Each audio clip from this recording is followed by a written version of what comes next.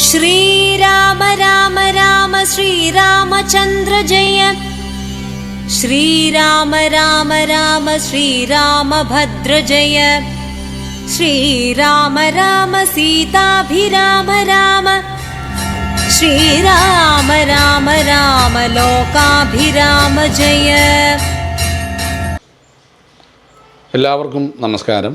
News ഇൻഡിപെൻഡൻസിൻ്റെ സാകേതമെന്ന Ramayana പരമ്പരയുടെ സമാപന സമയങ്ങളിലേക്ക് പോവുകയാണ്. രാമരാവണ യുദ്ധം കഴിഞ്ഞു.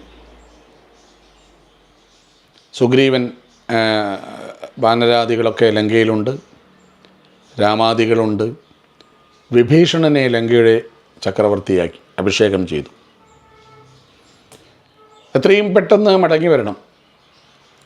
കാരണം 14 വർഷം പൂർത്തിയായി മയങ്ങുന്നതിനിടയിൽ, സൂര്യൻ അസ്തമിക്കുന്നതിനിടയിൽ രാമൻ വന്നില്ലെങ്കിൽ ആത്മഹത്യം ചെയ്യുമെന്ന് പറഞ്ഞിട്ട് അനിയൻ ഭരതൻ ഇരിക്കുന്നുണ്ട് നന്ദിഗ്രാമത്തിൽ. വിഭീഷണൻ പറഞ്ഞു, ഇവിടെ കുറച്ച് താമസിച്ച് വിശ്രമിച്ച് കുറേ കഷ്ടപ്പെട്ടല്ലേ രാമ, 14 കൊല്ലവും യുദ്ധവും ഒക്കെ ആയിട്ട് നല്ല വിശ്രമിച്ച് നല്ല നീരാടി കുളിച്ച് എണ്ണ തേച്ചൊക്കെ കുളിച്ച് അങ്ങനെയൊക്കെ പോവാം. അതൊന്നും രാമൻ ആഗ്രഹിച്ചില്ല. ഇപ്പോഴും എനിക്ക് മടങ്ങണം. അതിനുള്ള നടപടിക്രമങ്ങൾ ആരംഭിച്ചു. പുഷ്പക വിമാനം വന്നു. എത്രയും പെട്ടെന്ന് അയോധ്യയിലെത്തണം. ആ പുഷ്പക വിമാനത്തിൽ എല്ലാ വാനരന്മാരെയും കയറ്റി. വിഭീഷണൻ വന്നു. പുഷ്പകം ലങ്കയിൽ നിന്ന് മുകളിലേക്ക് ഉയർന്നു.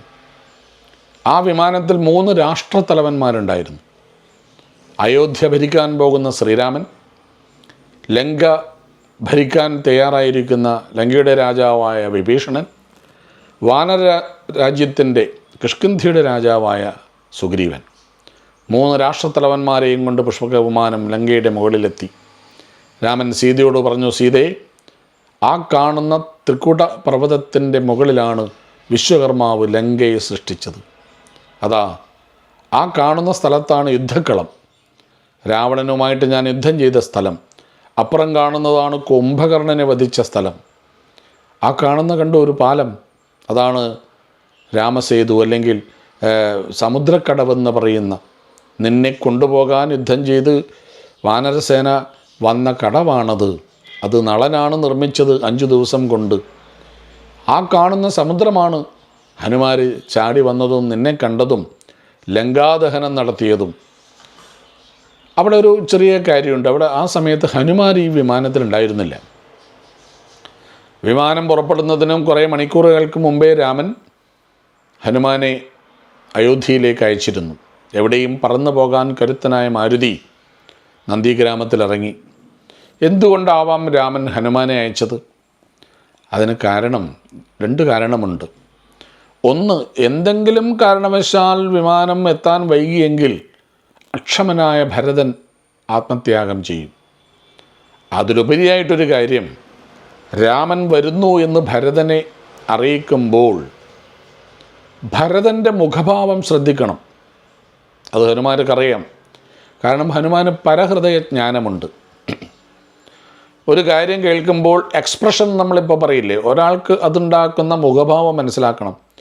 രാമൻ രാവണവധം കഴിഞ്ഞ് സീതാസമേതനായി ലക്ഷ്മണനോടൊപ്പം വരുന്നു എന്ന് കേട്ടാൽ, 14 കൊല്ലം അധികാരത്തിലിരുന്ന ആളാണ് ഭരതൻ. ആ ഭരതന് മുഖത്ത് എന്തെങ്കിലും നീരസം, ഒരു ലോല വിലോല ചലനമുണ്ടാകുമെങ്കിൽ പിന്നെ രാമൻ അയോധ്യയിലേക്ക് പോവില്ല. ഇല്ലെങ്കിൽ ആഹ്ലാദമാണെങ്കിൽ ഹനുമാൻ ഇങ്ങോട്ട് വരണമെന്നില്ല, അവിടെ നിന്നാൽ മതി, ഞാൻ തിരിച്ചു വരും. അങ്ങനെ വിമാനം പറന്ന് കിഷ്കിന്ധ്യയുടെ മുകളിലെത്തി, വാനര രാജ്യത്തിൻ്റെ മുകളിൽ. സീതാദേവി പറഞ്ഞു രാമനോട്, ഒന്ന് വിമാനം ഇറക്കണം, എനിക്ക് താരയെ കാണണം, വാനര നാരികളെ കാണണം. അവിടെ ഇറങ്ങി എല്ലാവരും അയോധ്യയിലേക്ക് രാമൻ്റെ പട്ടാഭിഷേകം കാണാൻ. യുദ്ധത്തിന് എല്ലാവരും സഹായിച്ചവരല്ലേ, അവരുടെ ഭർത്താക്കന്മാരും സഹോദരന്മാരൊക്കെ മക്കളൊക്കെ സഹായിച്ചവരല്ലേ, അവർക്കൊരു സമ്മാനം കൊടുക്കണ്ടേ. അങ്ങനെ വിമാനം പുറപ്പെട്ടു. ആ വിമാനം ആദ്യമിറങ്ങിയത്, ഏറ്റവും നമ്മൾ മനസ്സിലാക്കേണ്ടത്, ഭരദ്വാജ മുനിയുടെ ആശ്രമത്തിലാണ്. ഭരദ്വാജ മുനിയുടെ ആശ്രമത്തിൽ ഇറങ്ങാൻ കാരണം കാട്ടിലേക്ക് പോകും മുമ്പ് രാമൻ വാക്ക് കൊടുത്തിരുന്നു, ഞാൻ മടങ്ങി വരുമ്പോൾ അങ്ങേ കണ്ടിട്ടേ പോകൂ. അങ്ങനെ ഭരദ്വാജ മുനിയോട് ചില അനുഗ്രഹങ്ങൾ വാങ്ങുന്നുണ്ട്. എന്താണ് രാമ വരം വേണ്ടത് ചോദിച്ചപ്പോൾ, വാനരന്മാർക്ക് ലങ്കയിൽ വെച്ച് സമ്മാനങ്ങളൊക്കെ നിറയെ കിട്ടിയിട്ടുണ്ട്. വിഭീഷണൻ സമ്മാനങ്ങളൊക്കെ കൊടുത്തിട്ടുണ്ട് യുദ്ധം ജയിച്ചതിന്. വസ്ത്രങ്ങളും ആഭരണങ്ങളൊക്കെ എല്ലാവർക്കും, സ്ത്രീകൾക്കടക്കം കൊടുക്കാനുള്ള പൊതിഞ്ഞു കെട്ടി കൊടുത്തിട്ടുണ്ട്. രാമൻ പറഞ്ഞു ഭരദ്വാജനോട്, ഈ വാനരന്മാർ എവിടെ പോകുമ്പോഴും അവിടെയുള്ള വൃക്ഷങ്ങളെല്ലാം ഫലങ്ങൾ കൊണ്ട്, പഴങ്ങൾ കൊണ്ട് നിറയണം. അത് രാമൻ ചോദിച്ചു വാങ്ങി, ഭരദ്വാജനിൽ നിന്ന് വാങ്ങി തന്നെ സഹായിച്ചതിന് വാനരന്മാർക്ക് കൊടുത്ത വരമാണെന്ന് മനസ്സിലാക്കണം. അങ്ങനെ വീണ്ടും പുറപ്പെട്ടു. ജടായു വീണ സ്ഥലം കണ്ടു, ശബരിയുടെ ആശ്രമം കണ്ടു, ഗോദാവരി കണ്ടു. ഭരദ്വാജ വാടത്തിൽ നിന്ന് വിമാനം വീണ്ടും അയോധ്യക്ക് മുകളിലെത്തി. രാമനെ കാണാതെ അക്ഷമനായി നിൽക്കുകയാണ് ഭരതൻ.